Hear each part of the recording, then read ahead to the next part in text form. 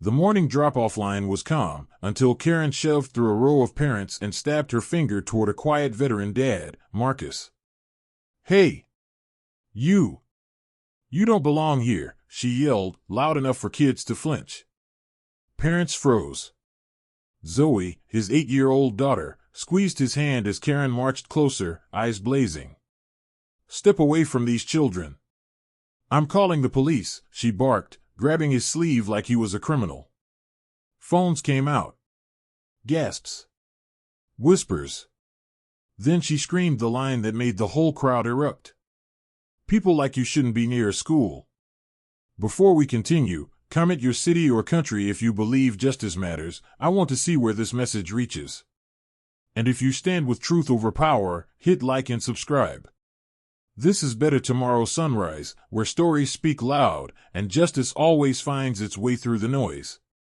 Marcus Thompson wasn't the kind of man who drew attention. A Navy veteran, calm to the core, he carried himself with the quiet discipline of someone who'd seen real battles, the kind that teach you to value peace above everything. After moving to this new town, all he wanted was a fresh start for his 8-year-old daughter, Zoe.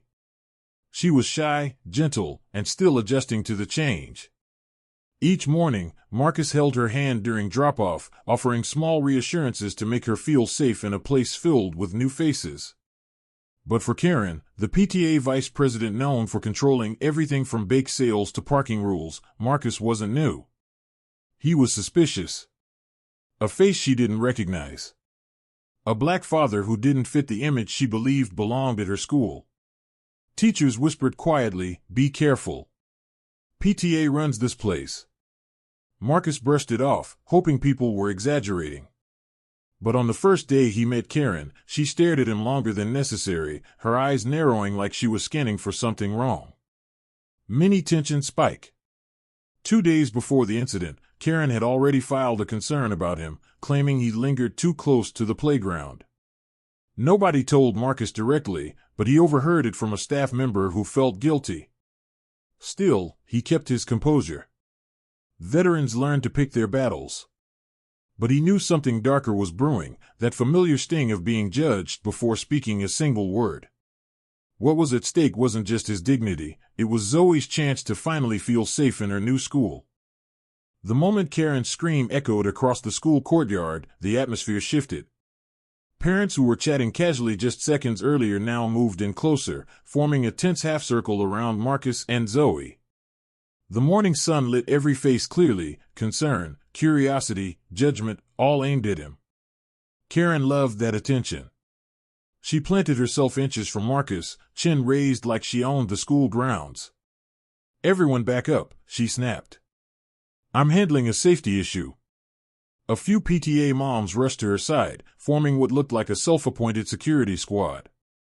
They didn't know what was happening, but they trusted Karen enough to follow her lead blindly. "Karen, he's just," a mother tried to speak. "No," Karen cut her off sharply. "I've seen men like him. They pretend to be calm until they explode." Marcus felt Zoe press into his side, trembling. He lowered himself to her level and whispered, "I'm here. I'm not going anywhere." But Karen heard him and twisted it. "You hear that?" she shouted. "Threatening language. Someone start recording this for the school board." Phones were already up. Mini tension spike. Karen suddenly crouched toward Zoe, smiling in that unsettling, fake sweet way. "Sweetie," she said condescendingly, "tell your daddy he needs to calm down before he scares people." Zoe buried her face in Marcus's chest, terrified. Marcus straightened slowly, jaw tight. "Do not speak to my daughter," he said evenly. But Karen smirked, mistaking his composure for weakness. "There it is," she barked to the crowd. Aggression. Classic military instability. This man should not be allowed near children. Another PTA mom chimed in, whispering just loud enough. "Is he even really a veteran? People fake stuff for sympathy." "That's right," Karen added. "He probably made up some war story to look important." Marcus inhaled deeper, steadying himself. He had faced insurgents, gunfire, and battlefield chaos. But somehow, this suburban courtyard, with its whispers and stares, felt just as heavy. Karen pulled out her phone and dialed the school office. "Yes, I need the principal outside immediately," she said theatrically. "We have a dangerous individual refusing to leave campus." Marcus blinked. Dangerous? But it got worse. She raised her voice so the crowd could hear. "He tried to intimidate me and reached for something in his pocket. I think it was a weapon." The crowd gasped. Even some of the parents who had been sympathetic now stepped back. Marcus held out both hands. "I don't have a weapon," he said calmly. He turned slowly, showing his pockets, nothing in his hands. But Karen wasn't done. Mini tension spike. "I will not let MY school become unsafe," she declared. "If the principal doesn't remove you, I'll call the police and child protective services. Let's see how long you keep custody." Zoe sobbed harder, clinging to his sleeve. "Karen, stop this," a father finally said. But she shot him a glare sharp enough to slice steel. Anyone defending him is putting kids at risk. Marcus knew how these situations could snowball. One lie becomes a rumor. One rumor becomes a record. And one biased report could change a veteran father's entire future. What was at stake now wasn't just dignity or safety, it was Marcus's entire life. Just then, the principal stepped outside. Firm stance. Calm walk. Eyes scanning the scene. Karen instantly hurried to her like she owned her. "Principal Harris." "Thank God. We have an unstable parent refusing to leave. You need to remove him immediately." Marcus stood tall, silent, waiting. The principal paused, studying both of them. Something in her expression said she already sensed the truth. And that's when the entire story flipped. Principal Harris stepped forward, her heels clicking sharply against the concrete. The courtyard fell into a thick, uneasy silence, the kind that makes every breath feel loud. "Marcus," she said calmly. "May I see your ID?" Karen smirked, triumphant. "Yes, please check him." Finally someone taking this seriously. Marcus reached into his wallet slowly, every movement deliberate so nothing could be twisted, and handed over 2 cards, his state-issued veteran ID, and a small navy blue badge clipped behind it. Principal Harris examined them. Then everything shifted. Her eyebrows rose. Her posture straightened. She looked directly at Karen, long, slow, and disappointed. "Karen," the principal said softly, "do you know what this is?" Karen crossed her arms.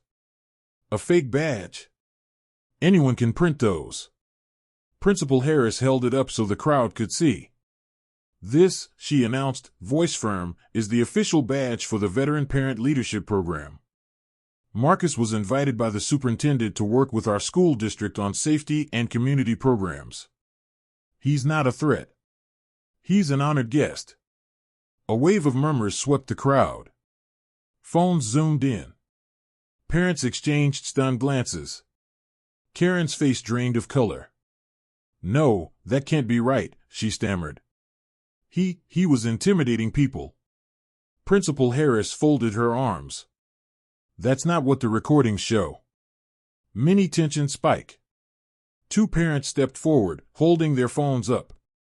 "We recorded everything," one said. "He didn't do anything." "But she definitely did." Karen's mouth fell open. Principal Harris continued, her tone now ice cold. "You filed a false safety report.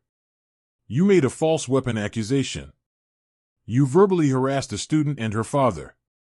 And you tried to weaponize PTA authority to discriminate."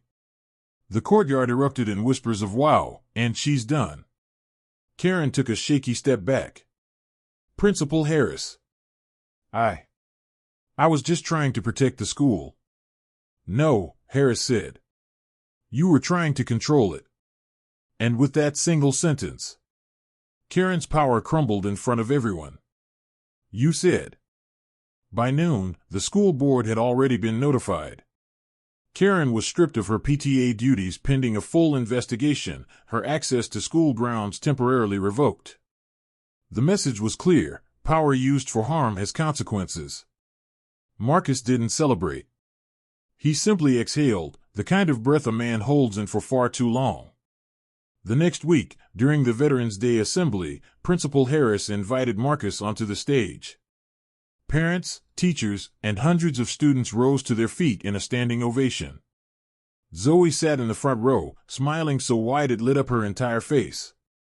When Marcus spoke, his voice was steady. Respect is something you give freely. Fear is something you choose.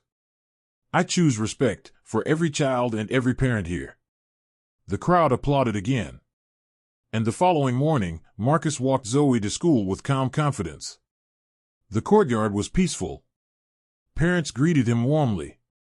Karen was nowhere in sight. Justice had spoken, loud, clear, and unforgettable. You said,